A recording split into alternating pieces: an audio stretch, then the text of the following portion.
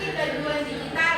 Di mana ada itu selalu bermain HP, main game sampai ada itu kecanduan. Jika ada itu sih bisa fokus, yang bisa kayak mensosialisasi orang, karena ada itu kelas sekolah yang ada itu main HP, ada itu main game, scroll TikTok, bikin TikTok.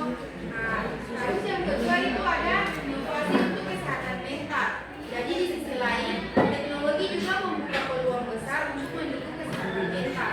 Yang pertama itu ada aplikasi tentang kesehatan mental seperti meditasi, terapi digital, dan perawatan suasana hati. Jadi ada itu bisa buka di Play Store atau App Store, kan cari kayak apa aplikasi-aplikasi itu supaya ada itu bisa. Kalau bukan ada itu punya kayak kita kan aku lebih stres, begitu di aplikasi tersebut. Yang terakhir itu ada keseimbangan di masa depan.